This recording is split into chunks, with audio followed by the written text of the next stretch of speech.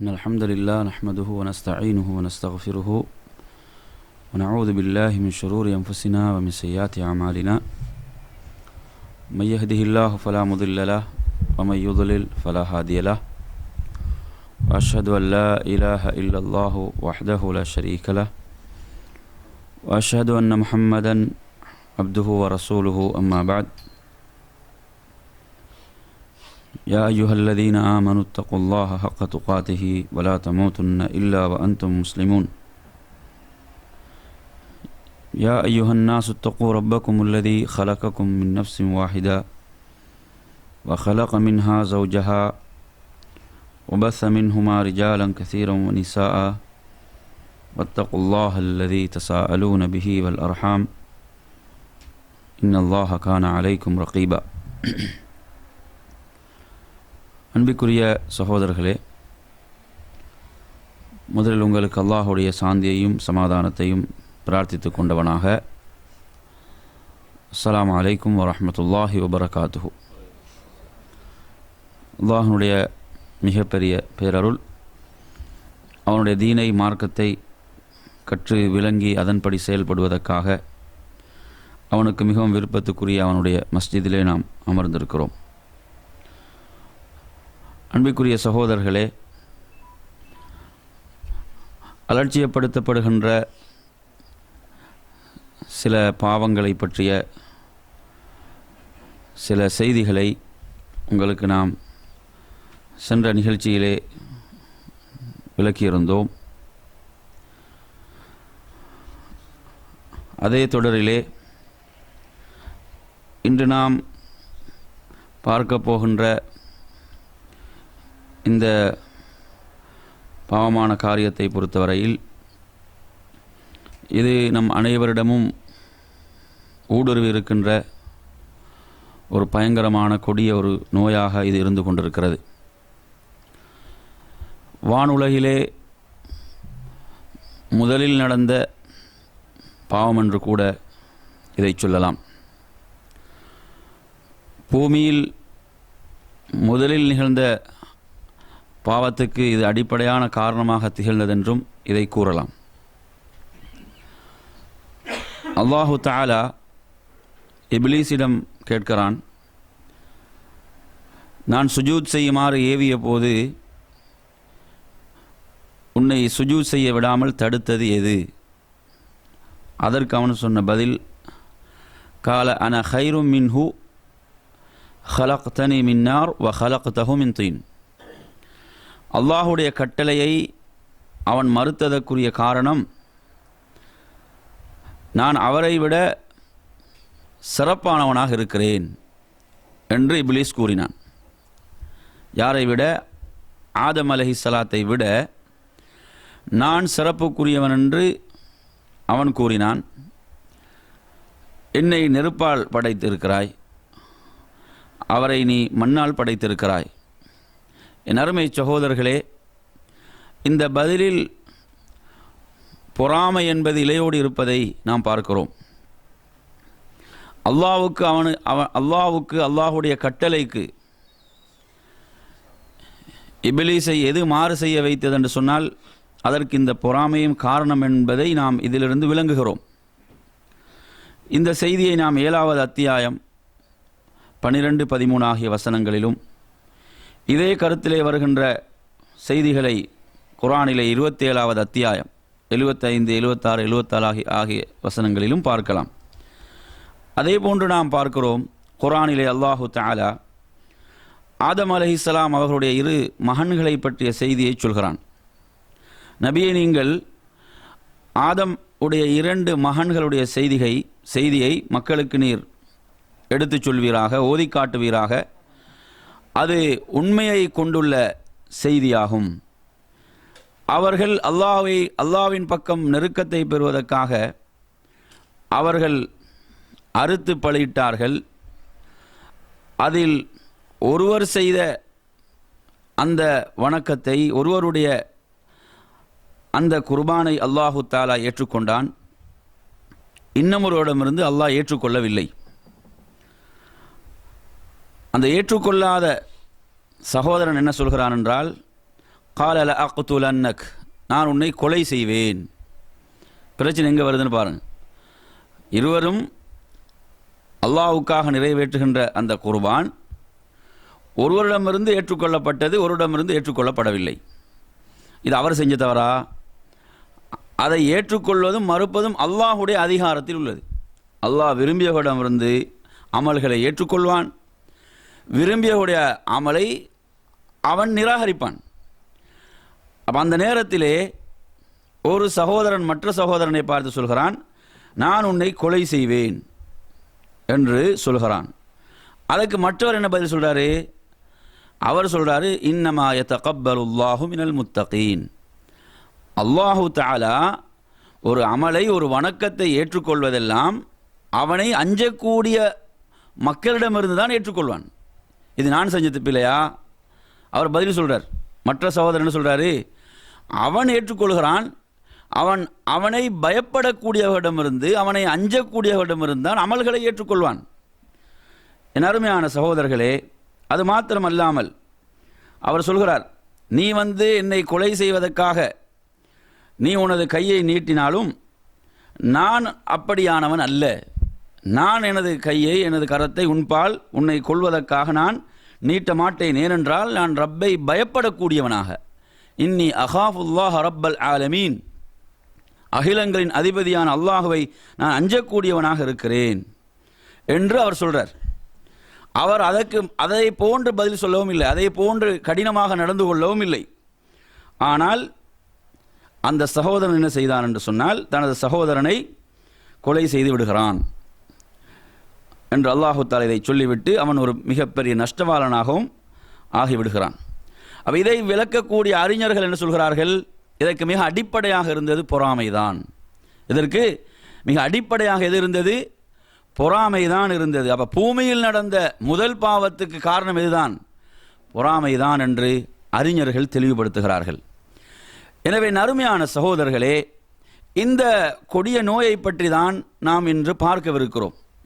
ஏனென்றால் இதிலிருந்து யாரும் விதிவிலக்கு பெற்றவர்கள் அல்ல, இதிலிருந்து எவர்களும் விதிவிலக்கு பெற்றவர்கள் அல்ல. அல்லாஹு தஆலா குர்ஆனிலே சுவர்க்கத்துக்குரியவர்களை பற்றி சொல்லும் போது சொல்கிறான். என்ன சொல்கிறான்? 7வது அத்தியாயம் 43வது வசனத்தில் அல்லாஹ் சொல்கிறான், வனஸஅனா மா ஃபீ சுதூரிஹிம் மின் கில் என்று சொல்கிறான். அவர்களுடைய உள்ளங்களிலிருந்து நாம் குரோதத்தை பிடுங்கி எடுத்து விடுவோம், அகற்றி விடுவோம் என்று அல்லாஹ் சொல்கிறான். எங்க? சுவர்க்கத்தில்.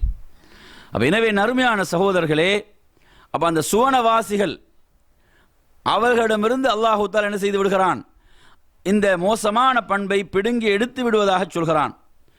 அவர்கள் ஆறுகள் பெருக்கெடுத்து ஓடிக்கொண்டிருக்கக்கூடிய அந்த சுவர்க்கத்துக்குரியவர்களாக அவர்கள் இருப்பார்கள். அவர்கள் சொல்வார்கள், அல்ஹம்துலில்லாஹில்லதி ஹதானா லிஹாதா, இதற்காக, இந்த மிகப்பெரிய நட்பாக்கியத்துக்காக அவன் நமக்கு நேர்வழி காட்டினான், அவனுக்கே எல்லா புகழும்.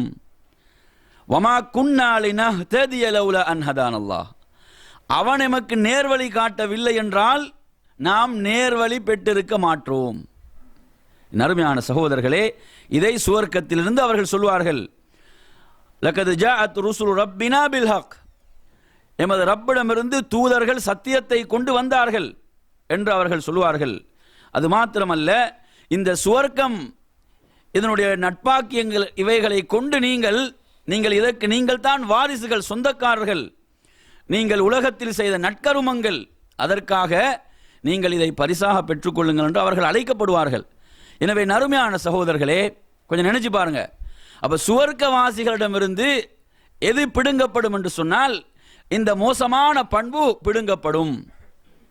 அப்ப எனவே இந்த உலக வாழ்விலும் நாம் முடிந்தவரை இந்த மோசமான பண்பை நமது உள்ளங்களிலிருந்து அகற்றுவோம் என்று சொன்னால் உண்மையில் ஒரு நிம்மதியான ஒரு வாழ்க்கையை வாழ முடியும் என்பதை நாம் விளங்க வேண்டும். இதே செய்தி அல்லாஹு தஆலா 15வது அத்தியாயத்துடைய 47வது வசனத்திலும் சொல்கிறான், வனஸஅனா மா ஃபீ சுதூரிஹிம் மின் கில், அவர்களுடைய உள்ளங்களிலிருந்து குரோதத்தை நாம் பிடுங்கி விடுவோம், அகற்றி விடுவோம்.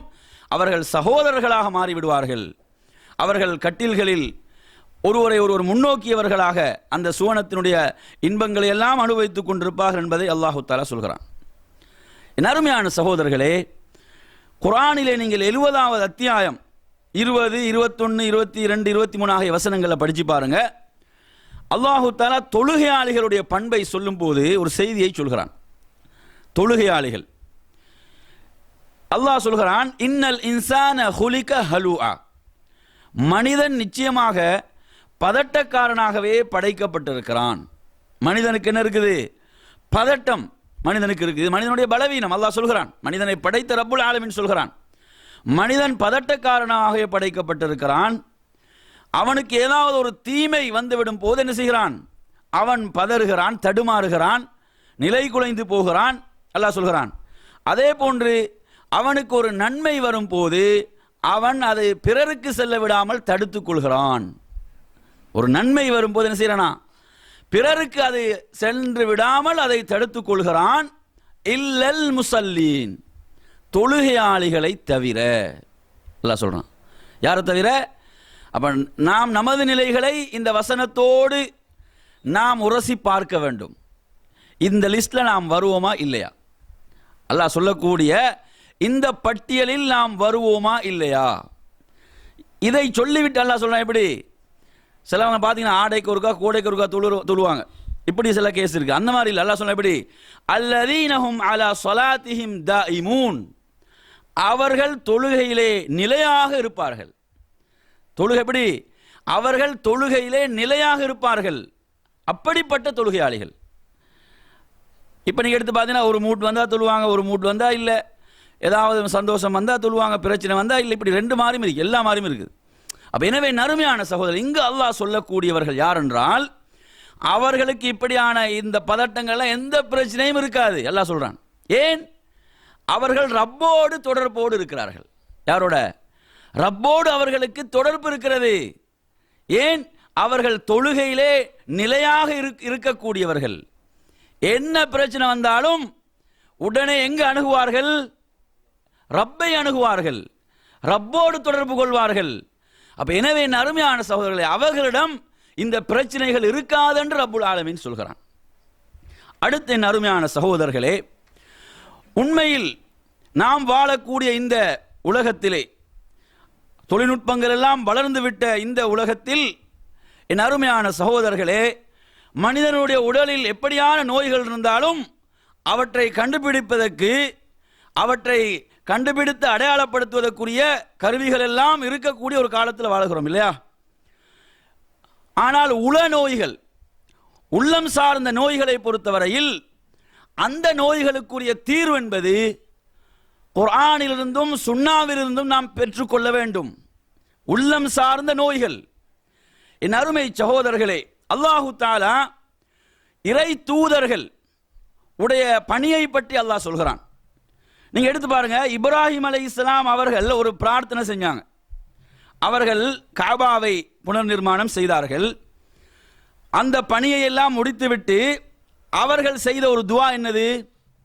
2வது அத்தியாயம் 129 வசனத்தில் நீங்க எடுத்து பார்த்தீங்கன்னா, ரப்பனா வபஅஸ் ஃபீஹிம் ரசூலம் மின்ஹும், எமது ரப்பே, அவர்களிலிருந்து அவர்களுக்கு ஒரு தூதர் அனுப்பு. எங்க அந்த கஅபாவை அவங்க அமைக்கிறாங்களோ அந்த சமூகத்திலிருந்து அவர்களுக்கு என்ன செய்?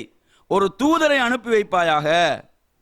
யத்லு அலைஹிம் ஆயாத்திக், உனது வசனங்களை அந்த மக்களுக்கு அவர் ஓதி காண்பிப்பார். வயுஅல்லிமுஹுமுல் கிதாப், வேதத்தை கற்றுக் கொடுப்பார். வல் ஹிக்மா, இன்னும் ஞானத்தையும் கற்றுக் கொடுப்பார். வயுஸக்கீஹிம், இன்னும் அவர்களை பரிசுத்தப்படுத்துவார், அவர்களை தூய்மைப்படுத்துவார். தஸ்கியாண்டா என்னது? இந்த உள்ளம் சார்ந்த நஃப்ஸ் சார்ந்த நோய்கள் இருந்தெல்லாம் அவர்களை தூய்மைப்படுத்துவார். இந்த பணியை அவர் செய்வார். இப்படியான ஒரு தூதரை அவர்கள் அனுப்பி வைப்பாயாக. என் அருமையான சகோதரர்களே, இந்த துஆவை அல்லாஹ் எப்படி ஏற்றுக்கொண்டான்னு பாருங்க. 62வது அத்தியாயம் 2வது வசனத்தில் அல்லாஹு தஆலா சொல்கிறான், அவர்களிலிருந்தே, அந்த எழுத வாசிக்க தெரியாத சமுதாயத்திலிருந்தே அவர்களுக்கு ஒரு தூதரை அவன் அனுப்பினான். யத்லு அலைஹிம் ஆயாத்தி, வேத வசனங்களை அவர்களுக்கு அவர் ஓதி காட்டுவார். இப்ராஹிம் அலைஹிஸ்ஸலாத்துடைய துஆவுக்கும் இதிலும் ஒரு சிறிய வித்தியாசம் இருக்குது. என்னன்னு பார்த்தீங்கன்னா, இப்ராஹிம் அலைஹிஸ்ஸலாத்துடைய துஆவுல வயுஸக்கீஹிம் என்று கடைசியில் தான் கேட்பார். அதில் 4 விஷயங்களை சொல்லுவாரா இல்லையா? 4 விஷயங்களை சொல்லி துஆ கேட்கிறாரு. 4 விஷயங்களை முதலாவது என்னது? வேதத்தை அவர்களுக்கு அந்த மக்களுக்கு என்ன செய்வார்? அவரு ஓதி காட்டுவார், அந்த வேதத்தை கற்றுக் கொடுப்பாரு, ஞானத்தை கற்றுக் கொடுப்பாரு, அவர்களே என்ன செய்வாரு? தூய்மைப்படுத்துவார்னு 4வதா சொல்றார். அல்லாஹு தஆலா இங்க என்ன சொல்றான்னு சொன்னா, வேதத்தை அந்த மக்களுக்கு ஓதி காட்டுவார், இன்னும் அவர்களை பரிசுத்தப்படுத்துவார் என்று 2வது சொல்கிறான் அல்லாஹ். அவர் துஆ ஏற்றுக்கொள்ளப்பட்டுச்சு. ஆனால் ஒரு சிறிய மாற்றம். என்ன மாற்றம்?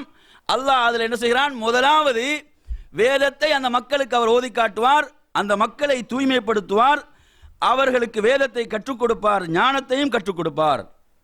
இதற்கு முன்னர் அவர்கள் தெளிவான வழிகேட்டில் இருந்தார்கள் என்று அல்லாஹ் சொல்கிறான். அப்ப நீங்க எடுத்து பாருங்க. அப்ப இறை தூதர்களுடைய பணி என்னது? அல்லாஹ்வால் அனுப்பப்பட்ட இறை தூதர்களுடைய பணி என்னது?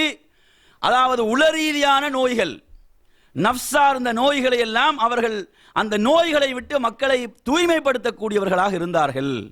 அந்த ஒரு மாபெரும் பணியை இறை தூதர்கள் செய்தார்கள். அந்த அடிப்படையில் பார்த்தீங்கன்னு சொன்னா, நமது உள்ளம் தொட்டிருக்கக்கூடிய நோய்கள் ஒன்றுதான் இந்த பொறாமையாக இருந்து கொண்டிருக்கிறது. இப்படி மனித உள்ளங்களை எல்லாம் பரிசுத்தப்படுத்துவதற்காக, அப்படியான ஒரு தர்பியாவை கொடுப்பதற்காக அனுப்பப்பட்ட நபிகள் நாயகம் ஸல்லல்லாஹு அலைஹி வஸல்லம் அவர்கள் என்ன துஆ செஞ்சாங்க? நீங்க எடுத்து பாருங்க. முஸ்லிம்ல 7081வது செய்தியாக இது வருகிறது. அதில் நபிகள் நாயகம் ஸல்லல்லாஹு அலைஹி வஸல்லம் ஒரு நீண்ட துஆவை கேட்கிறாங்க. அந்த துஆவுல அல்லாஹும்ம இன்னி அஊது பிக மினல் அஜ்ஸி வல் கஸலி வல் ஜுப்னி வல் புஹ்லி வல் ஹரமி வ அஸாபில் கப்ரி அல்லாஹும்ம ஆத்தி நஃப்ஸி தக்வாஹா வ ஸக்கிஹா அன்த கைரு மன் ஸக்காஹா அன்த வலியுஹா வ மௌலாஹா அல்லாஹும்ம இன்னி அஊது பிக மின் இல்மின் லா யன்ஃபஉ வ மின் கல்பின் லா யக்ஷஉ வ மின் நஃப்ஸின் லா தஷ்பஉ வ மின் தஅவத்தின் லா யுஸ்தஜாபு லஹா. பல விஷயங்களை விட்டு அல்லாஹ்விடம் அல்லாஹ்வுடைய தூதர் பாதுகாப்பு தேடுறாங்க. அதுல முதலாவது என்னது? இயலாமை, அதே போன்று சோம்பேறித்தனம், அதே போன்று கோழைத்தனம், அதே போன்று கஞ்சத்தனம், முதுமை, அதே போன்று கபருடைய வேதனை, இவற்றை விட்டு பாதுகாப்பு தேடுகிறார்கள். அதுக்கு பிறகு என்ன சொல்றாங்க? யா அல்லாஹ், எனது நஃப்ஸை நீ எப்படி ஆக்கிவிடுவாயாக? தக்வா உடையதாக எனது நஃப்ஸை ஆக்குவாயாக, எனது நஃப்ஸை நீ பரிசுத்தப்படுத்துவாயாக, தூய்மைப்படுத்துவாயாக. பரிசுத்தப்படுத்தக்கூடியவர்கள் நீதான் மிகச் சிறந்தவனாக இருக்கிறாய், நீதான் அதற்கு பாதுகாவலனாக பொறுப்பாளனாக இருக்கிறாய். எதுக்கு? அந்த நஃப்ஸுக்கு நீதான் பாதுகாப்பு, நீதான் பொறுப்பு என்றும் சொல்றாங்க. அப்ப இந்த துஆ யாருக்கு மறுப்பு தெரியுமா? இன்று நீங்க எடுத்து பாருங்க. சிலர் மார்க்கத்தின் பேரால் மார்க்கத்தை விற்று ஏமாற்றக்கூடிய ஒரு சாரர் இருக்கிறாங்க. என்னது? ஷேக் முரீத் என்ற பேர்ல அவங்க முரீது அந்த அவர் ஷேக்கிட்ட போயிட்டு முரீது வாங்கிட்டாருன்னா அவர் உள்ளத்தை பண்படுத்துவாரு. அவர் என்னது? அவர்கிட்ட ஒரு உள்ளத்தை ஒப்படைத்து விட வேண்டுமாம். அவர் என்ன செய்வாராம்? உள்ளத்தை பண்படுத்துவார். இப்படி ஒரு வழிகேட்டில் ஒரு பெரும் ஒரு கூட்டம் இருந்து கொண்டிருக்குது. அல்லாஹ்வுடைய தூதரை இங்க என்ன கேட்கிறாங்க? உள்ளங்களை பரிசுத்தப்படுத்தக்கூடிய அந்த தர்பியாவுக்காக அனுப்பப்பட்டவரே அல்லாஹ்விடம் கேட்கிறாங்க, யா அல்லாஹ், நீதான் அதற்குரிய பாதுகாவலனும் பொறுப்பாளனும், உன்னால் தான் அதை பரிசுத்தப்படுத்த முடியும் என்று கேட்கிறாங்க. அப்ப எனவே நறுமையான சகோதரர்களை, இது வழிகேடு என்று தெளிவா தெரியுது. அதே போன்று நபி அவங்க அதில் இன்னும் பாதுகாப்பு தேடுறாங்க. என்னது? பயனற்ற கல்வி, அல்லாஹ்வை அஞ்சாத உள்ளம், அதே போன்று திருப்தி உறாத போதுமென்ற அந்த தன்மை இல்லாத நஃப்ஸ், ஏற்றுக்கொள்ளப்படாத பிரார்த்தனை, இவற்றை விட்டெல்லாம் பாதுகாப்பு தேடுகிறார்கள். அப்ப எனவே நறுமையான சகோதரர்களே, அல்லாஹு தஆலா குர்ஆனின் மூலமாக பல இடங்களில் எதை சொல்கிறான்? எவர்கள் தங்கள் உள்ளத்தை தூய்மைப்படுத்திக் கொண்டார்களோ அவர்கள் வெற்றி அடைந்து விட்டார்கள். கத் அஃப்லஹ மன் தஸக்கா 87வது அத்தியாயம் 14வது வசனத்தில் சொல்கிறான். எவர்கள் தங்களுடைய உள்ளத்தை பரிசுத்தப்படுத்திக் கொண்டார்களோ அவர்கள் உறுதியாக வெற்றி அடைந்து விட்டார்கள். அதே போன்று அல்லாஹு தஆலா 11 விஷயங்கள் மீது சத்தியம் செய்து 91வது அத்தியாயத்திலே சொல்கிறான். 1 to 10 வரை உள்ள வசனங்கள் என்ன சொல்கிறான்? அல்லாஹு தஆலா நஃப்ஸின் மீதும் சத்தியம் செய்கிறான். நஃப்ஸை செவ்வியாக்கின் மீதும் அல்லாஹ் சத்தியம் செய்கிறான். சத்தியம் செய்துவிட்டு அல்லாஹ் சொல்கிறான், எவர்கள் நஃப்ஸை பரிசுத்தப்படுத்திக் கொண்டார்களோ அவர்கள் உறுதியாக வெற்றி அடைந்து விட்டார்கள். அதே போன்று 53:32 அல்லாஹ் சொல்றான், ஃபலா துஸக்கு அன்ஃபுஸக்கும், உங்களை நீங்களே பரிசுத்தப்படுத்திக் கொள்ளாதீங்க. நிறைய பேர் என்ன செய்யறாங்க? நிறைய பேர் அப்படிதான் சொல்றாங்க, நாங்க சுத்தவான், பேசினா அப்படிதான் பேசுவாங்க. இப்படி நம்மளால எந்த ஒரு தவறு நடக்காது, தவறெல்லாம் அடுத்தவன் தான் வரும், இப்படி பேசுவார்கள். தங்களை சுத்தவான்கள் என்றே நினைப்பார்கள், தங்களுடைய எல்லா செயல்களையும் நியாயப்படுத்துவார்கள். அல்லாஹ் சொல்கிறான், உங்களை நீங்களே தூய்மைப்படுத்தாதீர்கள். ஹுவ அஅலமு பிமன் இத்தகா, அல்லாஹ்வை அஞ்சக்கூடியவன் யார் என்பதை அவன் மிக நன்றாக அறிந்து வைத்திருக்கிறான். அப்ப எனவே நறுமையான சகோதரர்களே, அப்ப இப்படியாக உள்ள நோய்களிலிருந்து நாம் அல்லாஹ்விடம் பாதுகாப்பு தேட வேண்டும். அல்லாஹ்வுடைய தூதர் அதற்குரிய வழிமுறைகளை சொல்லித் தந்தார்கள். அடுத்த என்ன அருமையான சகோதரர்களே, இந்த பொறாமை என்ற கொடிய நோய், இந்த நோய்க்குரிய காரணங்களை நாம் பார்ப்போம். என்ன காரணங்கள் என்று நாம் பார்க்கும் போது என் அருமையான சகோதரர்களே, இந்த நோய்க்கு உட்பட்டவர்கள் செய்யக்கூடிய முதலாவது தவறு என்னவென்று சொன்னால், அவர்கள் அல்லாஹுடைய நேமத் அருளை பற்றி அவர்களிடம் ஒரு தவறான கண்ணோட்டம் இருக்குது. நன்றாக புரிந்து கொள்ளுங்கள், என்னென்ன பிரச்சனை எங்கெங்கெல்லாம் வருதுன்னு பாருங்க. முதலாவது, இந்த பொறாமை என்ற நோய்க்கு உட்பட்டவர்கள், இதிலிருந்து யாரும் விதிவிலக்கு இல்லை. பேசக்கூடிய நானாக இருந்தாலும் கேட்கக்கூடிய நீங்களாக இருந்தாலும் அனைவரும் இந்த நோய்க்கு உட்பட்டு இருக்கிறோம். இந்த நோயிலிருந்து நாம் முடிந்தவரை விடுபட வேண்டும் இல்லையா? அதற்குரிய முயற்சிகளை நாம் செய்ய வேண்டும். அந்த அடிப்படையில் பார்த்தீங்கன்னு சொன்னா, முதலாவது விஷயம் என்னவென்றால், இப்படியான இந்த நோய்க்கு உட்பட்டவர்கள் எல்லாம் செய்யக்கூடிய ஒரு பெரிய தவறு, அல்லாஹுடைய நேமத் அருள் பற்றி அவர்களிடம் ஒரு தவறான பார்வை இருக்கிறது. ஏனென்றால் ஒரு மனிதனுக்கு, எந்த மனிதனுக்கு எது கிடைத்தாலும் அது ரப்பின் புறத்திலிருந்து வரக்கூடிய அருள் இல்லையா? வமாபிக்கும் மின் நிஅமத்தின் ஃபமினல்லாஹ், அல்லாஹ் சொல்கிறான். எந்த உங்களுக்கு இருக்கக்கூடிய எந்த அருளாக இருந்தாலும் அது அல்லாஹ்விடம் இருந்துதான் என்று அல்லாஹ் சொல்றான். அப்ப எனவே இப்ப நாம் என்ன நினைக்கிறோம், அல்லாஹ் ஒருவனுக்கு செய்துவிட்ட ஒரு அருளை, அந்த அருள் விஷயத்தில் நாம் பொறாமைப்பட்டால் அப்ப அல்லாஹ் அவனுக்கு கொடுத்தது பிழை என்று சொல்றோமா? அல்லாஹ் அவனுக்கு அதை கொடுத்தது தவறு என்று சொல்கிறோமா?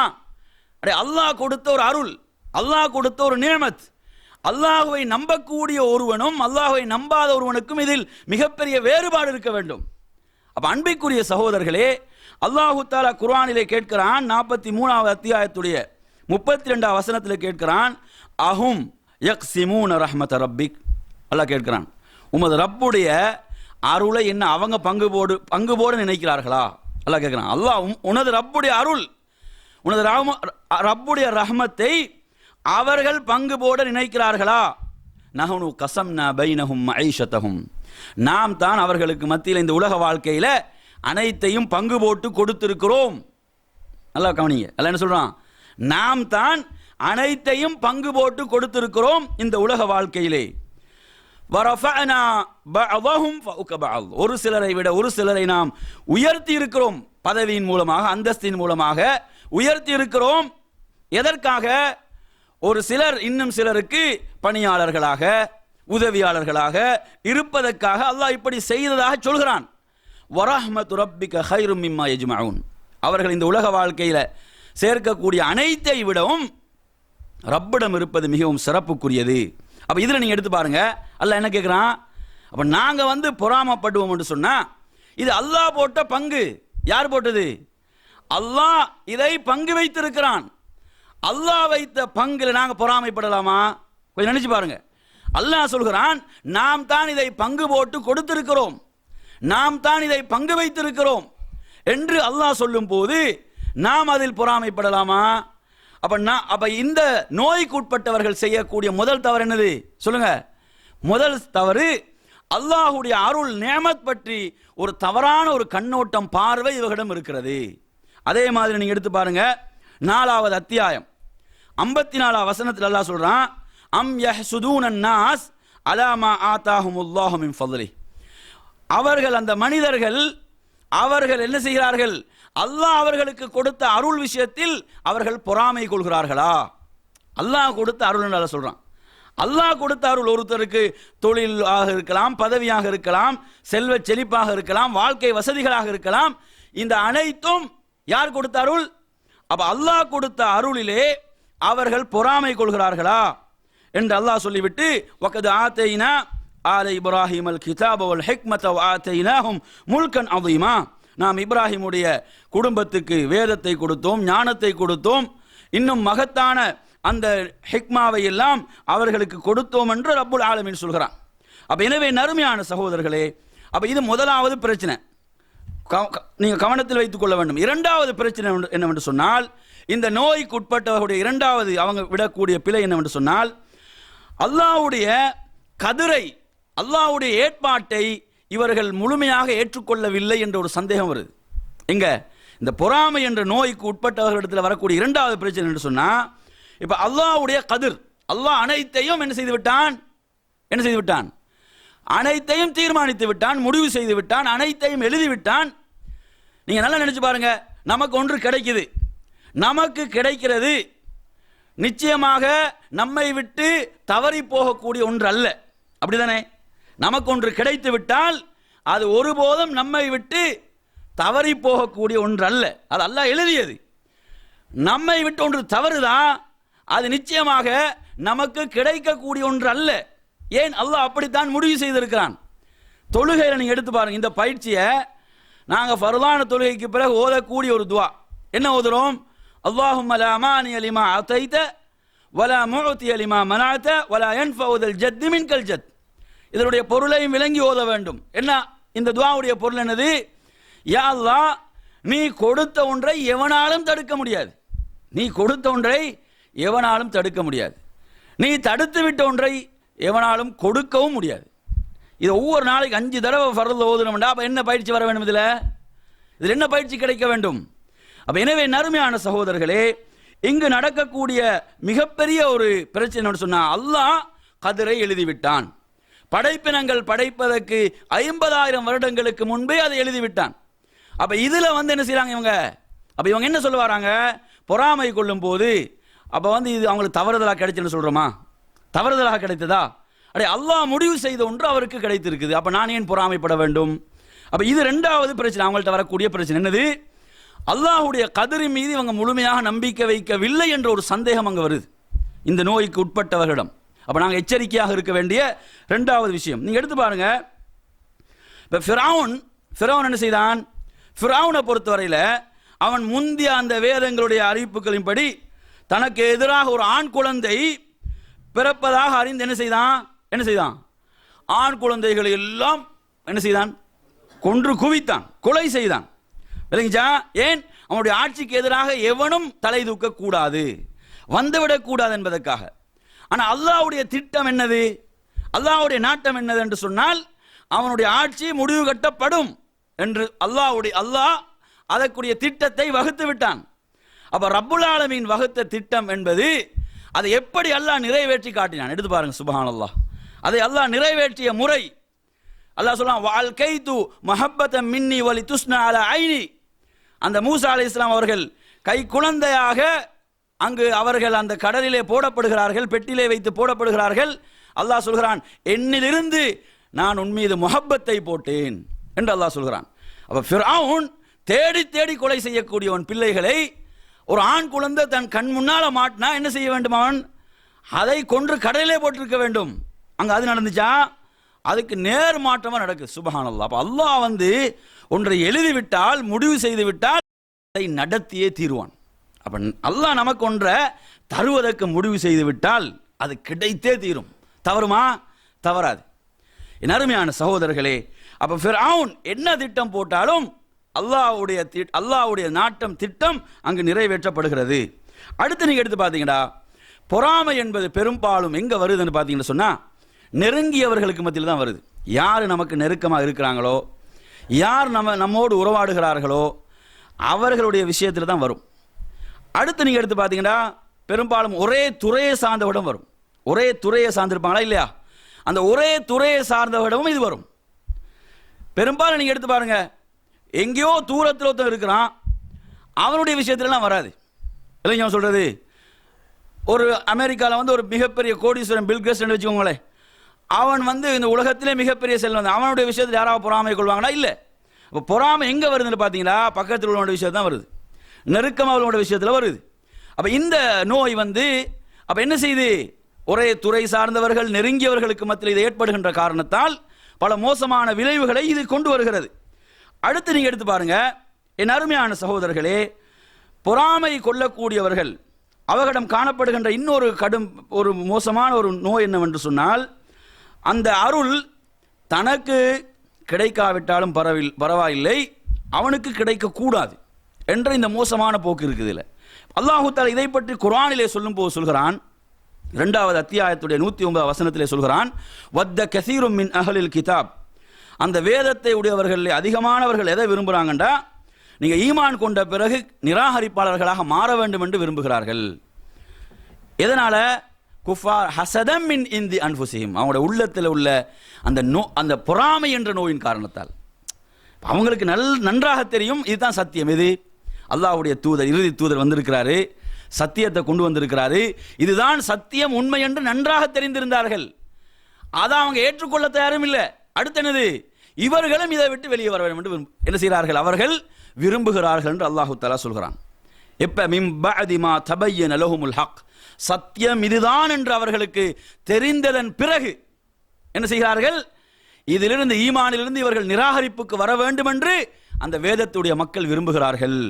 அல்லாஹ் சொல்கிறான், அவர்களை மன்னித்து விடுங்கள், அல்லாஹுடைய கட்டளை வரும் வரை அவர்களை மன்னித்து விடுங்கள் என்று அல்லாஹு தஆலா சொல்கிறான். என் அருமையான சகோதரர்களே, பாருங்க, பிரச்சனை என்னது? சத்தியம் இதுதான் என்று தெரிந்து அதை அவங்க ஏற்றுக்கொள்ள தயாரில்லை. அது மட்டுமல்ல, ஏற்றுக்கொண்டவர்களும் என்ன செய்ய வேண்டும்? அதை விட்டு வெளியேற வேண்டும் என்று அவர்கள் விரும்புகிறார்கள். இப்போ ஷைத்தான் நீங்க எடுத்து பாருங்க. இப்போ ஷைத்தான் என்ன செய்யப்படுகிறான்? அவனுக்கு சொர்க்கம் ஹராமாக்கப்படுகிறது. இப்போ ஷைத்தான் என்ன விரும்புகிறான்? எவனும் சொர்க்கத்துக்கு போகக்கூடாது. அப்படிதானே? அந்த இப்லீஸ் என்ன செய்யறான்? அவனுக்கு சொர்க்கம் ஹராம். அப்போ அவனுக்கு ஏற்பட்ட பொறாமை என்னது?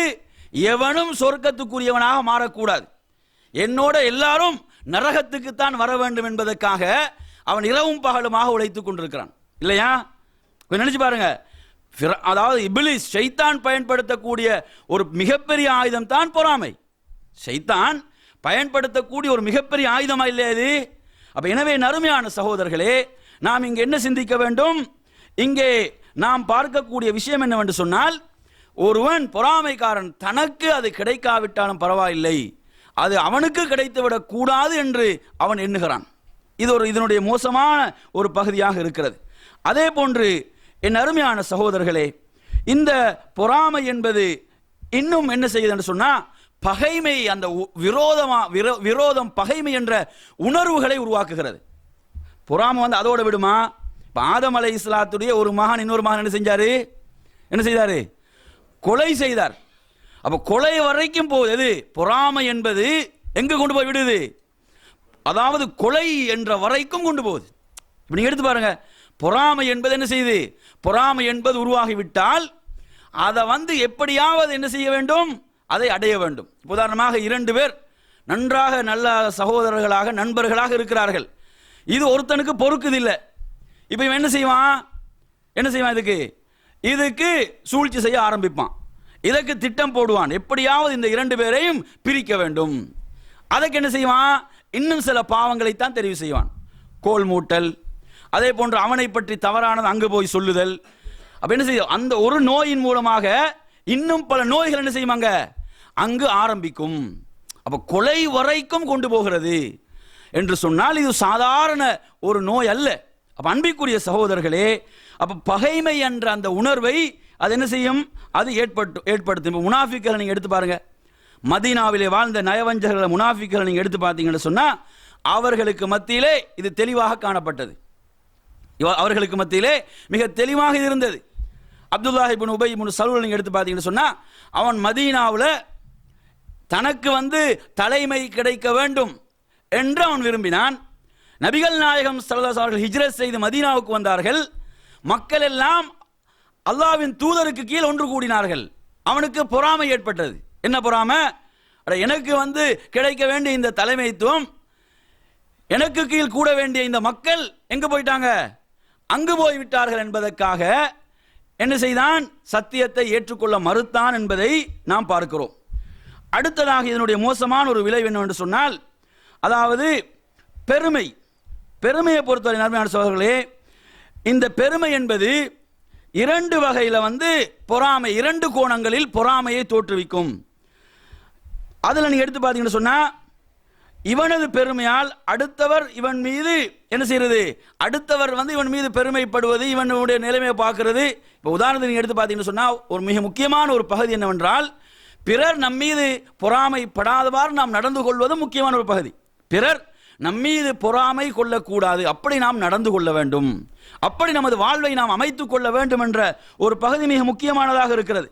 அதே போல நீங்க எடுத்து பார்த்தீங்கன்னா, இவனது கர்வம், பிறர் வந்து முன்னேற விடாமல் இவன் என்ன செய்வான்? பொறாமை கொள்வான். இவன் வந்து இவனுக்கு ஒரு அந்தஸ்து வருது, இவனுக்கு பெருமை வருது. அப்ப இவனுடைய இடத்தை என்ன செய்யக்கூடாது? பிறர் அடைந்து விடக் கூடாது என்பதற்காக பொறாமை கொள்வான். அப்ப இந்த கோணங்கள் எல்லாம் இது என்ன செய்யும்? இது வரும். அடுத்ததாக நீங்க எடுத்து பாருங்க என் அருமையான சகோதரர்களே, பொறாமைக்காரன் தனது வாழ்க்கையில நிம்மதியை இழப்பான். எதை இழப்பான்? அவன் நிம்மதியை இழந்து விடுவான். ஏன்னு பாருங்க, அவனுக்கு எல்லா நேரங்களிலும் அவனது அந்த உள்ளம் நஃப்ஸ் வெந்து கொண்டே இருக்கும். அவனுக்கு என்ன இருக்காது, நிம்மதியே இருக்காது. எதை பார்த்தாலும் அவனுக்கு பொறாமை என்பது, அவன் ஒரு நிம்மதியற்ற ஒரு வாழ்க்கைக்கு அவன் தள்ளப்படுவான். இதை நாங்கள் நிதர்சனமாக பார்க்கிறோம். எப்போ ஒரு மனிதனுடைய உள்ளம் இந்த நோய்கள் இருந்து விடுபடுதோ அவனுடைய வாழ்க்கை நிம்மதியாக இருக்கும். அவனுடைய வாழ்க்கை என்ன செய்யும், நிம்மதியாக இருக்கும். அதே மாதிரி நீங்கள் எடுத்து பாருங்க, போட்டி. இப்போ போட்டி நீங்கள் எடுத்தீங்கன்னு சொன்னால், போட்டி என்பது மார்க்கம் அனுமதித்திருக்குது. என்ன செய்யறது, போட்டி போடுவது. ஆனால் அந்த போட்டி போடுவது என்பது எப்படி மாற்றக்கூடாது என்று சொன்னால், அது பொறாமைக்கு அவனை தள்ளக்கூடாது. இப்போ அல்லாஹு தஆலா குர்ஆனில் எப்படியெல்லாம் சொல்கிறான், அல்லாஹு தஆலா இந்த மார்க்க விஷயங்களை, நன்மையான விஷயங்களை பற்றி எல்லாம் சொல்லும் போது, சாபிகு, நீங்கள் என்ன செய்யுங்க, முந்தி செல்லுங்கள், நீங்கள் போட்டி போடுங்கள் என்றெல்லாம் அல்லாஹ் குர்ஆனில் சொல்கிறான். போட்டி போடக்கூடியவர்கள் இருக்கிறார்களா? அப்போ இப்படி நன்மையான காரியங்களில் என்ன செய்யணும், ஒருவருக்கு ஒருவர் போட்டி போடுவதற்கு மார்க்கம் அனுமதிக்கிறது. ஆனால் அந்த போட்டி என்பது, உதாரணத்துக்கு உலக விஷயங்கள், அவருடைய திறமையை வைத்து அவருடைய திறமைகள் அவைகளை வைத்து ஒருவர் முன்னேறுகிறார். இது தவறா? தவறில்லை. இன்னொருவருக்கும் அவருடைய திறமைகளை வைத்து முன்னேறலாம், அதுக்கு மார்க்கம் தடுக்கவில்லை. ஒரு கம்பெனி ஆரம்பிக்கிறார், அதே போன்று இன்னொரு கம்பெனி அவர் தனது திறமைகளை வைத்து ஆரம்பிக்கிறார், தடல்ல. ஆனால் இது எப்படி மாற்றக்கூடாது என்று சொன்னால், இது அவருடைய முன்னேற்றத்தை தடுக்கக்கூடிய விதத்தில் சூழ்ச்சிகள் செய்து அதை இல்லாமலாக்கக்கூடிய நிலை, இது என்ன செய்யும், இது ஒரு பெரும் பாவமாக அது மாறிவிடும். எனவே நறுமையான சகோதரர்களே, நாம் இங்கு கவனிக்க வேண்டிய அடுத்த மிக முக்கியமான பகுதி என்னவென்று சொன்னால், போட்டி என்பது அனுமதிக்கப்பட்டது. போட்டி ஒரு திறமையை வைத்து அவர் முன்னேறலாம், ஆனால் அது பொறாமை என்ற ஒரு நிலைக்கு அது தள்ளப்படக்கூடாது. அடுத்ததாக நீங்கள் எடுத்து பார்த்தீங்கன்னு சொன்னால், இதில் உள்ள அடுத்த மிக முக்கியமான ஒரு பகுதி தான், அதாவது மிதமிஞ்சிய சுயநலம். ஒருவருடைய சுயநலம் என்பது, ஒவ்வொருவரும் சுயநலம் இருக்குது. சுயநலம் என்பது ஒவ்வொருவரும் இருக்கக்கூடிய ஒன்று. ஆனால் இந்த சுயநலம் என்பது என்ன செய்து, அளவு கடந்து செல்லும் போதும் பொறாமை என்பது உருவாகிறது. அளவு கடந்து செல்லும் போதும் என்ன செய்து, அவன் அனைத்து நன்மைகளையும் தனக்கு மாத்திரம் விரும்புகிறான். அப்படி விரும்பும் போதும் இது என்ன செய்து ஏற்படுது. பெண்களை நீங்கள் எடுத்தீங்கன்னா, பெண்கள்கிட்ட சில நேரம் இது என்ன செய்யும், அதிகமாக இருக்கும். சில நேரம் பார்த்தீங்கன்னா, 2 சகோதரிகள், ஒரு சகோதரிக்கு நல்ல ஒரு கணவன் கிடைச்சிருப்பாரு, அதை நினைத்து பொறாமைப்படக்கூடிய சகோதரிகள் இருப்பார்கள். இப்படிலாம் என்னது ஆச்சரியமாக இருக்கும் பொறாமைகள். அதை எடுத்து பாருங்க, அதாவது சில மாமிமார்கள், அவர்களுடைய பொறாமை ஆச்சரியமாக இருக்கும். மகன் என்ன செய்யறாரு, மகன் மனைவியோடு சந்தோஷமாக இருந்தால் கூட சில மாமிமாருக்கு பொறுக்காது. இப்படியெல்லாம் என்னது ஒரு ஆச்சரியமாக வியப்பாக இருக்கும். இதெல்லாம் எப்படி ஒரு மூமினிடம் இந்த பண்புகள் வரலாம்? எனவே நறுமையான சகோதரர்களே, இப்படியாக இது ஒரு மோசமான நோய்களை தோற்றுவிக்கக்கூடியதாக, அதனுடைய தீமைகள் அவங்களுக்கு சொன்ன என்னது, நிம்மதியற்ற ஒரு தன்மை அவனுடைய வாழ்க்கையில் உருவாகும். நிம்மதியற்ற ஒரு தன்மை அவனுடைய வாழ்க்கையில் உருவாகும். அதே போன்று நீங்கள் எடுத்து பார்த்தீங்கன்னு சொன்னால், அதாவது பிரிவினை, மக்களுக்கு மத்தியில் எப்படியாவது பிரிக்க வேண்டும் என்ற ஒரு மோசமான நிலை உருவாகும். இதனுடைய மோசமான விளைவு அல்லாஹு தஆலா குர்ஆன்ல 2வது அத்தியாயத்துடைய 213 வசனத்தில் அல்லாஹ் சொல்றான், கான நாசு உம்மத்தம் வாஹிதா, இந்த சமுதாயம், மனித சமுதாயம் ஒன்றாகத்தான் இருந்தார்கள். ஃபபஅஸ அல்லாஹு நபியின முபஷ்ஷிரீன வ முன்திரீன், அல்லாஹு தஆலா நபிமார்களை நன்மாராயம் கூறக்கூடியவர்களாக, எச்சரிக்கக்கூடியவர்களாக அனுப்பினான்.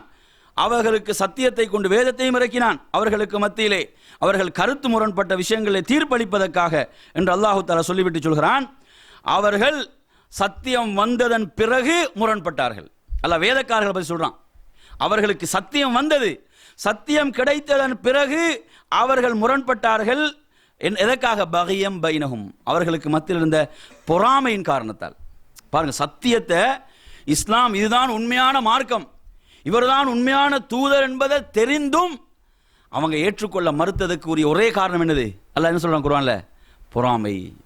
சுப்ஹானல்லாஹ். பாருங்க, பொறாமை என்ற ஒரே காரணத்துக்காக அவர்கள் சத்தியத்தை ஏற்றுக்கொள்ள மறுத்தாங்க. யூதர்கள் என்ன விரும்பினாங்க? நமது இந்த யூத சமூகத்திலிருந்து தான் கடைசி தூதர் வர வேண்டும் என்று விரும்பினார்கள், இல்லையா? முஆத் இப்னு ஜபல் என்ன சொல்றாங்க, யூதர்களை பார்த்து சொல்றாங்க, நீங்க சொல்லுவீங்க நம்மோடு உங்களுக்கு போர் வரும்போதெல்லாம் இறுதியாக ஒரு தூதர் வரவிருக்கிறார், அவரோடு சேர்ந்து நாம் போரிட்டு உங்களை தோற்கடிப்போம் என்றெல்லாம் சொன்னீர்களா இல்லையா? அந்த தூதர் இதோ வந்து விட்டார், அவரை ஏற்றுக்கொள்ளுங்கள் என்று சொன்னபோது அவர்கள் ஏற்றுக்கொள்ள மறுத்தார்கள். என்ன காரணம்? குர்ஆன் சொல்லுது, பொறாமைதான். அவர் அரபுக்களிலிருந்து வந்துட்டார் என்ற பொறாமை. அவர் அரபு சமூகத்திலிருந்து வந்து விட்டார், அவர் மக்காவிலே பிறந்து விட்டார் இந்த காரணம் சுப்ஹானல்லாஹ். எதை? சத்தியத்தை அவர்களை ஏற்றுக்கொள்ள மறுத்தது என்பதை குர்ஆன் சொல்கிறது.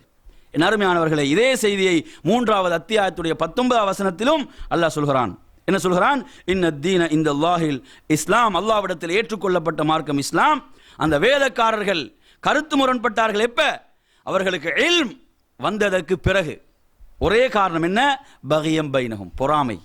அவர்களுக்கு மத்தியில் இந்த பொறாமையின் காரணத்தால் சத்தியத்தை ஏற்றுக்கொள்ள மறுத்தார்கள் என்பதை ரப்புல் ஆலமீன் குர்ஆனின் மூலமாக கூறிக்கொண்டிருக்கிறான். அப்ப எனவே நறுமையான சகோதரர்களே, அடுத்ததாக நீங்க எடுத்து பார்த்தீங்கன்னா, பொறாமையில் ஆகமாக்கப்பட்ட ஒரு பகுதி இருக்குது. அதை யாருமே செய்யறதில்லை.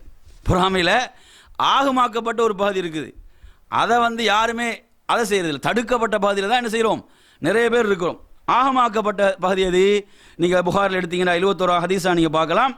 அப்துல்லாஹ் பின் மஸ்ஊத் அவர்கள் ரிவாயத்து செய்யக்கூடிய செய்தி, அல்லாஹ்வுடைய தூதர் சொல்கிறார்கள், 2 மனிதர்கள் விஷயத்திலே நீங்கள் பொறாமை கொள்வது பொறாமையாக மாட்டாது. 2 பேருடைய விஷயத்தில் பொறாமை கொள்வது பொறாமையாக மாட்டாது. ஒரு மனிதர் யார்? அல்லாஹு தஆலா அவருக்கு செல்வத்தை கொடுத்திருக்கிறான். அதன் மூலம் அவர் என்ன செய்கிறார்? அல்லாஹ்வுடைய வழியிலே செலவு செய்கிறார். இந்த மனிதரை பார்த்து, இவருக்கு போன்று எனக்கும் செல்வம் இருந்தால் நானும் என்ன செய்வேன்? அல்லாஹ்வுடைய வழியிலே கொடுப்பேனே என்று ஒருவர் பொறாமை கொள்கிறார். இல்லைங்களா? அப்படி இதற்கு அனுமதி இருக்குது. இதுக்கு என்ன இருக்குது? அனுமதி இருக்குது. ஆனால் அப்படியெல்லாம் யாரும் பொறாமை கொள்றதெல்லாம் கிடையாது. இப்போ அதே மாதிரி எடுத்தீங்கன்னு சொன்னால், அல்லாஹ் ஒருவருக்கு இல்மை கொடுத்திருக்கிறான். அந்த இல்மின் மூலமாக அவர் என்ன செய்கிறாரு? மக்களுக்கு பயனுள்ளவராக அவர் இருக்கிறார். மக்களுக்கு அதை கற்றுக் கொடுக்கிறாரு. மக்களுக்கு மத்தியில் அதை தீர்ப்பளிக்கிறாரு. இது போன்று எனக்கும் இல்ம், அறிவு கிடைத்திருந்தால் நானும் செயல்படுவேன் என்று ஒருவர் பொறாமைப்படுகிறார். என் அருமையான சகோதரர்களே, இதை மார்க்க அனுமதிக்கிறேன். இது உண்மையில் இருக்க வேண்டும். சிலவங்களை எடுத்து பார்த்தீங்கன்னா என்ன செய்வோம்? எனக்கும் கிடைச்சா கொடுப்போம்னு சொல்லுவாங்க, கிடைச்ச பிறகு கொடுக்க மாட்டாங்க. இப்படி நிறைய பேர் இருக்கிறாங்க. எனக்கு கிடைத்தால் கொடுப்பேன் என்று சொல்வார்கள். அல்லாஹ் கொடுப்பான், ஆனால் அதுக்கு பிறகு செய்யும் அந்த வாக்கை மீறுவார்கள். இப்படி ஒரு சாரர் இருக்கிறார்கள். என் அருமையான சகோதரர்களை, முஸ்லிம் எடுத்து பாருங்க, 1375 ஹதீஸ், அபூ ஹுரைரா அறிவிக்கக்கூடிய செய்தி. ஏழை முஹாஜிர்கள் அல்லாஹ்வின் தூதரிடம் என்ன சொல்றாங்க? யா ரசூலல்லாஹ், செல்வந்தர்கள் அருள்களை எல்லாம் அவர்கள் தட்டி சென்று விட்டார்கள், பதவிகளை எல்லாம் அவர்களே பெற்றுக்கொள்கிறார்கள். என்னதை சொல்றீங்கன்னு கேட்குறாங்க. அல்லாஹ்வுடைய தூதர் கேட்குறாங்க, என்ன எதை பற்றி பேசுறீங்க என்று சொல்லும்போது, அவர்கள் நாம் தொழுவது போன்று அவர்கள் தொழுகிறார்கள், நாம் நோன்பு வைப்பது போன்று அவர்கள் நோன்பு வைக்கிறார்கள், நாம் தர்மம் செய்வதில்லை ஆனால் அவர்கள் தர்மம் செய்கிறார்கள், நாம் ஏழைகளாக இருக்கிறோம், அவர்கள் அடிமைகளை உரிமையிடுகிறார்கள், நமக்கு அது முடியாமல் இருக்கிறது. அப்போ யா ரசூலல்லாஹ், சில நன்மையான காரியங்கள் நமக்கு செய்ய முடியாமல் இருக்கிறது யா ரசூலல்லாஹ். அவர்கள் நாளை மறுமையுடைய அந்தஸ்தை தான் பார்க்குறாங்க. நாளை மறுமையுடைய அந்தஸ்தை அதை தான் கவலைப்படுறாங்க. யார் இவங்க? ஏழை முஹாஜிர்கள். ஏழை முஹாஜிர்கள் எதை பற்றி கவலைப்பட்டாங்கன்னு பாருங்க. சுப்ஹானல்லாஹ். என் அருமையான சகோதரர்களை, இன்று என்ன சொல்றாங்க? தொழுது எண்ணத்தை கண்டோம், தொழுது எண்ணத்தை கண்டோம், இப்படி தான் பேசுறாங்க. அப்போ அந்த நபித்தோழர்கள் மறுமையிலே கிடைக்கக்கூடிய அந்தஸ்துகளை எந்த அளவு விரும்பினார்கள், அதற்காக எந்த அளவு போட்டி போட்டார்கள். அப்போதுதான் நபி அவங்க எதை கற்றுக் கொடுத்தாங்க பாருங்க. அந்த ஒவ்வொரு அந்த ஆர்வமும் அந்த நன்மைகளை கற்றுக் கொடுப்பதற்கு வழி அமைத்தது. என்ன கற்றுக் கொடுக்குறாங்க? ஒவ்வொரு ஃபர்லான தொழுகைக்கு பிறகும் சுப்ஹானல்லாஹ் 33 தடவை, அல்ஹம்துலில்லாஹ் 33 தடவை, அல்லாஹு அக்பர் 33 தடவைகள் சொல்லுங்கள் என்று அல்லாஹ்வுடைய தூதர் கற்றுக் கொடுத்தார்கள் என்பதை பார்க்கிறோம். இது என்ன செய்யும்? உங்களுக்கு உங்களோட அந்தஸ்துகளை எல்லாம் உயர்த்தும், உங்களை யாராலும் முந்த முடியாது. ஆனால் அதுக்கு பிறகு திரும்ப சொல்றாங்க, யா ரசூலல்லாஹ், செல்வந்தர்களும் அதை செய்ய ஆரம்பித்து விட்டார்கள், அது அல்லாஹ்வுடைய அருள், அல்லாஹ் நாடியவர்களுக்கு அதை கொடுப்பான். பாருங்க, நன்மையுடைய வாயில்கள் எவ்வளவு நபித்தோழர்கள் அதற்காக போட்டி போட்டாங்க. இன்று நன்மையில் யாராவது போட்டி போடுறாங்களா என்று பார்த்தீங்கன்னா இல்லை. ஏதாவது ஒரு ஆஃபர் ஒன்று இருக்குன்னா அங்கே எல்லாம் இருப்பாங்க. இல்லைங்க அவன் சொல்றது, அதை பற்றி கொஞ்சம் செய்தி கிடைச்சா அதை பரப்போம். அப்போ மார்க்கம், தீன், இதில் ஈடுபாடு, இதில் ஆர்வம், இதில் போட்டி எங்க? அப்போ இதிலெல்லாம் மார்க்கம் அனுமதித்து இருக்குது, இதில் வருவதில்லை. என் அருமையான சகோதரர்களே, நபிகள் நாயகம் ஸல்லல்லாஹு அலைஹி வஸல்லம் அவர்கள் தடுத்த ஒரு பகுதி புகாரில் நீங்கள் எடுத்து பாருங்க, 5604 செய்தியாக வருகிறது. அல்லாஹ்வுடைய தூதர் சொன்னார்கள், உங்களுக்கு சில தவறான எண்ணங்களை நான் உங்களுக்கு எச்சரிக்கிறேன். தவறான எண்ணங்கள், சந்தேகங்களை, உங்களுக்கு ஊகங்களை எச்சரிக்கிறேன். ஊகங்கள் என்பது மிகப்பெரிய பொய் என்று அல்லாஹ்வுடைய தூதர் சொல்கிறார்கள். சொல்லிவிட்டு, துருவி ஆராயாதீர்கள், பொறாமை கொள்ளாதீர்கள், பகைமை பாராட்டாதீர்கள், கோபம் கொள்ளாதீர்கள், அல்லாஹ்வுடைய அடியார்களில் உற்ற சகோதரர்களாக நீங்கள் மாறிவிடுங்கள் என்று அல்லாஹ்வுடைய தூதர் சொல்கிறார்கள். இந்த செய்தியில் நீங்கள் எடுத்து பார்த்தீங்கன்னா, புகாரில் 5605 செய்தியிலும் அல்லாஹ்வுடைய தூதர் சொல்கிறார்கள், பொறாமை கொள்ளாதீர்கள். அதே போன்று முஸ்லிமும் நாம் இதே செய்தியை பார்க்கலாம். அப்போ அன்பிற்குரிய சகோதரர்களே, இப்படியாக அல்லாஹ்வுடைய தூதர் தடுத்த ஒரு விஷயம், நீங்கள் பொறாமை கொள்ளக்கூடாது, பொறாமை கொள்ளாதீர்கள் என்று அல்லாஹ்வுடைய தூதர் ஸல்லல்லாஹு அலைஹி வஸல்லம் அவர்கள் தடுத்த ஒரு பகுதி. அப்ப எனவே நாம் இந்த நோயிலிருந்து முடிந்தவரை நம்மை பாதுகாத்துக் கொள்ள வேண்டும். நம்மை பாதுகாத்துக் கொள்வதற்கு நாம் என்ன செய்ய வேண்டும்? நாம் முயற்சி செய்ய வேண்டும். அடுத்ததாக இந்த தலைப்பிலே நாம் பார்க்க போகின்ற அடுத்த மிக முக்கியமான பகுதி என்னவென்று சொன்னால், இதற்கு சில தீர்வுகள், அதாவது இந்த பொறாமைக்கு இந்த நோயிலிருந்து நாம் விடுபடுவதற்கு என்ன தீர்வுகள் இருக்குது, எப்படியான தீர்வுகளை குர்ஆனும் ஹதீஸும் சொல்லுது அப்படின்ற ஒரு பகுதிக்கு வரும். என் அருமையான சகோதரர்களை, இதில் நாம் முதலாவதாக கவனிக்க வேண்டும். சூரத்துல் பக்ரா அல்லாஹு தஆலா சொல்கிறான், 216 வசனத்திலே சொல்கிறான், நீங்கள் வாசான் தக்ரஹு ஷைஅ, நீங்கள் சில விஷயங்கள் நீங்கள் வெறுப்பீங்க உங்களோட வாழ்க்கையில், நீங்கள் வெறுக்கக்கூடிய விஷயங்கள், ஆனால் அதில் உங்களுக்கு நன்மை இருக்கும். அதில் உங்களுக்கு என்ன இருக்கும்? நன்மை இருக்கும். அதே போன்று நீங்கள் சில விஷயங்களை விரும்புவீர்கள், அதில் உங்களுக்கு தீமை இருக்கும். அல்லாஹ் அறிந்தவனாக இருக்கிறான், அல்லாஹ் அறிந்தவனாக இருக்கிறான், நீங்கள் அறியாதவர்களாக இருக்கிறீங்க. இப்போ பொறாமைக்கு அடிப்படை என்னது? ஒருத்தன் இருக்கிறத பார்க்குறோம், பார்த்த உடனே அது மாதிரி எனக்கும் கிடைக்க வேண்டும் அப்படி என்று அந்த ஒரு பொறாமை வருதா இல்லையா? இப்படி ஒரு பொறாமை வரும்போது நாங்கள் என்ன நினைக்க வேண்டும்? இதில் அல்லாஹ் எனக்கு ஹைர் இருந்தால் நிச்சயமாக தந்திருப்பான், இதில் எனக்கு ஹைர் இருந்தால் அல்லாஹ் நிச்சயமாக எனக்கு தந்திருப்பான், எனக்கு இதில் ஹைர் இல்லை. நீங்கள் எடுத்து பாருங்கள், அதாவது செல்வம் என்பது நாங்கள் பார்க்குறோம், நிறைய பேரை வழிகேட்டு கொண்டு போதா இல்லையா? செல்வம் என்பது, செல்வ செழிப்பு என்பது, ஆடம்பரம் எல்லாம். அப்போ செல்வ செழிப்பு வரும்போது நிறைய பேர் வழிகட்டு போகிறதுக்கு அது காரணமாக இருக்குதா இல்லையா? அல்லாஹு தஆலா குர்ஆனில் சொல்கிறான், வலவ் பஸத்தல்லாஹு ரிஸ்க லிஇபாதிஹி லபகவ் ஃபில் அர்ள். இந்த ரிஸ்க் அல்லாஹு தஆலா விரிவாக்கி கொடுத்தால் பூமியில் அதிகமானவர்கள் அநியாயக்காரர்களாக மாறுவார்கள் என்று அல்லாஹ் சொல்கிறான். அதை பார்க்க எவ்வளோ நிதர்சனமான உண்மையாக நாங்கள் அதை பார்க்குறோம். ஏழ்மையில் இருக்கும்போது நாடுகள் எல்லாம் எப்படி இருந்த நாடுகள் செல்வ செழிப்பு வந்த பிறகு எப்படியெல்லாம் மாறி போனது என்று நாங்கள் பார்க்குறோம். அப்போ என் அருமையான சகோதரர்களே, அப்போ அல்லாஹு தஆலா எனக்கு ஒன்றை தந்திருக்கிறானா, இது எனக்கு ஹைர். அடுத்தவனுக்கு கிடைச்சி எனக்கு கிடைக்கலையா, இது எனக்கு அல்லாஹ் தராமல் இருக்கிறது, நிச்சயமாக இதில் தான் எனக்கு ஹைர் இருக்குது, நன்மை இருக்குது என்ற அந்த அடிப்படையான பகுதி வர வேண்டும். அது என்ன செய்யும்? இந்த நோயை விட்டு நம்மை பாதுகாக்கும். அடுத்ததாக முஸ்லீமில் ஹதீஸ் 5264 ஹதீஸாக நீங்கள் பாருங்கள். அபூ ஹுரைரா ரிவாயத்து செய்கிறார்கள், நபிகள் நாயகம் ஸல்லல்லாஹு அலைஹி சொன்னார்கள், உன்துரு இலா மன் அஸ்ஃபல மின்கும், உங்களுக்கு கீழ் உள்ளவர்கள், வசதி வாய்ப்பில், உலக இந்த வாழ்க்கை தரங்களில், வாழ்வாதாரங்களில் உங்களுக்கு கீழ் உள்ளவர்களை நீங்கள் பாருங்கள், உங்களுக்கு மேல் உள்ளவர்கள், வசதி வாய்ப்புகளோடு உள்ளவர்களை நீங்கள் பார்க்காதீர்கள். தீன் மார்க்கம் என்று வரும்போது உங்களுக்கு மேல் உள்ளவர்களை பாருங்கள், உங்களுக்கு கீழ் உள்ளவர்களை, தொழாதவனை பார்க்காதீங்க. தொழாதவனை பார்த்துட்டு நாங்கள் விட்டுவிட்டாவது தொழுகிறோமே இப்படி சொல்லக்கூடியவர்கள். என் அருமையான சகோதரர்களே, எல்லாம் என்னது? தலகீழாம், நேர் மாற்றமாக செய்கிறது. அப்போ ஹதீஸ் எப்படி சொல்லுது? நம்மை விட எவ்வளோ வசதி வாய்ப்புகளில் குறைவாக எவ்வளோ மக்கள் வாழ்ந்து கொண்டிருக்கிறார்கள். அல்லாஹு தஆலா எனக்கு செய்திருக்கக்கூடிய அருள்கள், உடல் ஆரோக்கியம், இந்த அனைத்து நிலைகள், இவற்றை ஒருவன் பார்க்கும் போது இந்த நோயிலிருந்து அவனுக்கு விடுபடலாம். அடுத்து குர்ஆன் கற்றுத்தரக்கூடிய துஆ 59 அத்தியாயத்துடைய 10வது வசனத்தை நீங்கள் படித்து பாருங்கள். அல்லாஹ் சொல்கிறான், ரப்பனா இக்ஃபிர் லனா வ லிஇக்வானினா அல்லதீன சபகூனா பில் ஈமான் வ லா தஜ்அல் ஃபீ குலூபினா கில்லல் லில்லதீன ஆமனு ரப்பனா இன்னக ரഊஃபுர் ரஹீம். யா அல்லாஹ், எம்மையும் ஈமானோடு முன் சென்ற எமது சகோதரர்களையும் மன்னித்து விடுவாயாக. மூமின்களுடைய விஷயத்தில் எமது உள்ளத்தில் குரோதத்தை போட்டு விடாதே, மூமின்கள் விஷயத்தில் எமது உள்ளத்தில் குரோதத்தை போட்டு விடாதே யா அல்லாஹ் என்ற துவா மிக மகத்தான துவா, குர்ஆன் கற்றுத்தரக்கூடிய துவா. இதை நாம் ஓதி வர வேண்டும். அடுத்த அருமையான சகோதரர்களே, நாம் குர்ஆன் கற்றுத்தரக்கூடிய முஅவ்விதத்தை என்று சொல்லக்கூடிய 2 அத்தியாயங்கள், சூரத்துல் ஃபலக், சூரத்துல் நாஸ், இந்த அத்தியாயங்களை நாம் ஓத வேண்டும். அதில் அல்லாஹு தஆலா சொல்கிறான், வமின் ஷர்ரி ஹாசிதின் இதா ஹஸத் என்று சொல்கிறான், பொறாமைக்காரன் பொறாமை கொள்ளும் போது ஏற்படும் தீங்கை விட்டு நான் பாதுகாப்பு தேடுகிறேன். அப்போ எவ்வளோ பெரிய ஒரு பயங்கரமான நோயாக இருக்கும் குர்ஆன் சொல்கிற அளவுக்கு. குர்ஆன் எந்த அளவுக்கு சொல்லுது? பொறாமைக்காரன் பொறாமை கொள்ளும் போது ஏற்படும் தீங்கை விட்டும். அப்போ அவ்வளோ பயங்கரமான ஒரு தீங்கு அதில் இருக்குது. அப்போ அந்த மோசமான பண்பு நம்மிடம் வந்துவிடக்கூடாது, அது வரக்கூடாது. அப்போ அதை விட்டு நாம் என்ன செய்ய வேண்டும்? பாதுகாப்பு தேட வேண்டும். அடுத்ததாக நாங்கள் என்ன செய்யக்கூடாது? அதற்கு நாம் பயப்படக்கூடாது, அஞ்சக்கூடாது. ஏன்? அதற்குரிய வழிகளை ரப்புல் ஆலமீன் நமக்கு தந்திருக்கிறான். நம்மீது சிலர் என்ன செய்யலாம்? திட்டங்கள் வகுத்து அது செய்து சூழ்ச்சி செய்து என்ன செய்தாலும் நாம் அல்லாஹ்விடம் மீளும் போது, பாதுகாப்பு தேடும் போது, நபிகள் நாயகம் ஸல்லல்லாஹு அலைஹி வஸல்லம் அவர்கள் சொன்ன ஒரு ஹதீஸை பாருங்க. அப்துல்லாஹ் இப்னு அப்பாஸ் அவர்கள் சிறுவராக இருக்கும் போது சொன்ன செய்தி திருமீதியில் நீங்கள் எடுத்து பாருங்க. சொல்றாங்க, வஅலம், அறிந்துகொள், அன்னல் உம்மத லவிஜ்தமஉ அலா, உனக்கு எதிராக முழு உலகமே ஒன்று சேர்ந்து விட்டது. இப்படி சொல்லலாம் பாருங்க, உனக்கு எதிராக முழு உலகமே ஒன்று சேர்ந்து விட்டது என்று சொன்னாலும் அல்லாஹ் எழுதவில்லை என்றால் என்ன செய்ய முடியாது? எந்த நன்மையும் செய்ய முடியாது. அல்லாஹ் அந்த நன்மை உனக்கு எழுதவில்லை, முழு உலகமும் சேர்ந்து என்ன செய்யுது? முடிவு செய்து உனக்கு அந்த நன்மையை உனக்கு செய்கிறதுக்கு முடியாது. சுப்ஹானல்லாஹ். அதே போன்று சொல்கிறார்கள், முழு உலகமும் சேர்ந்து உனக்கு ஒரு வர இருக்கக்கூடிய ஒரு துன்பத்தை தீங்கை தடுக்க நினைக்கிறது, ஆனால் அல்லாஹ் அதை நாடிவிட்டான் என்று சொன்னால் அது என்ன செய்யும்? அது வந்தே தீரும். அது என்ன செய்யும்? அது வந்தே தீரும். இப்ராஹிம் அலைஹிஸ்ஸலாத்தை நெருப்பு குண்டத்திலே போட்டார்கள் இல்லையா? முழு சமூகமும் சேர்ந்து முடிவு செய்து போட்டது. என்ன நடந்தது? சுப்ஹானல்லாஹ், எதுவுமே செய்ய முடியவில்லை. எனவே அன்பிற்குரிய சகோதரர்களே, இந்த நம்பிக்கை நமக்கு வர வேண்டும். இந்த நம்பிக்கை வந்துச்சு என்று சொன்னா, இந்த ஆழமான நம்பிக்கை அல்லாஹ் சொல்றான் குர்ஆன்ல, வய்யம் சஸ்கல்லாஹு பிதுர்ரின் ஃபலா காஷிஃப லஹு. அல்லாஹ் ஒரு தீங்கை நாடிவிட்டால் எவனுக்கும் அதை தடுக்க இயலாது, அகற்ற முடியாது.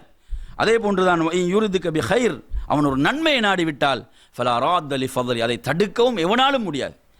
அது வந்தே கிடைத்தே தீரும். அப்போ அன்பிற்குரிய சகோதரர்களே, அப்போ இந்த நம்பிக்கைகளை நாம் நமக்குள் வளர்த்து கொள்ள வேண்டும். தக்வா, இறையச்சம், அதே போன்று தவக்குல், வமை யதவக்கல் அலல்லாஹ் ஃபஹுவ ஹஸ்பு. இவர்கள் அல்லாஹுவை சார்ந்து இருக்கிறார்களோ, அல்லாஹ்விடம் தங்களுடைய காரியங்களை ஒப்படைத்து பொறுப்பாக்கி செயல்படுவார்களோ, அவர்களுக்கு அல்லாஹ் போதுமானவனாக இருக்கிறான். எனவே நறுமையான சகோதரர்களே, இப்படியான இந்த பண்புகளை, ஈமானிய பண்புகளை நாம் நமக்குள் வளர்த்துக் கொள்வோம் என்று சொன்னால் அந்த தீங்குகளிலிருந்தெல்லாம் நம்மை நாம் காத்துக்கொள்ளலாம். அது மாத்திரமல்லாமல் இந்த மோசமான பண்பை விட்டு நாம் என்ன செய்ய வேண்டும்? நாம் விடுபட வேண்டும். இறுதியாக ஒரே ஒரு ஹதீஸை மாத்திரம் கூறி நிறைவு செய்கிறேன். என் அருமையான சகோதரர்கள், இந்த ஹதீஸ் அஹ்மதிலே இடம்பெறக்கூடிய செய்தி. அனஸ் இப்னு மாலிக் ரலியல்லாஹு அன்ஹு ரிவாயத்து செய்கிறார்கள், குன்னா ஜுலூசன் மஅ ரசூலில்லாஹி ஸல்லல்லாஹு அலைஹி வஸல்லம். ஒரு நாள் நாம் அல்லாஹ்வின் தூதரோடு அமர்ந்திருந்தோம். அந்த நேரத்திலே அல்லாஹ்வுடைய தூதர் சொன்னார்கள், இப்போது ஒரு மனிதர் மஸ்ஜிதுக்குள் வருவார்.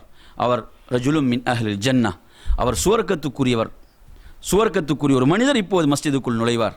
அந்த நேரத்திலே ஒரு அன்சாரி தோழர் மஸ்ஜிதுக்குள் நுழைகிறார்.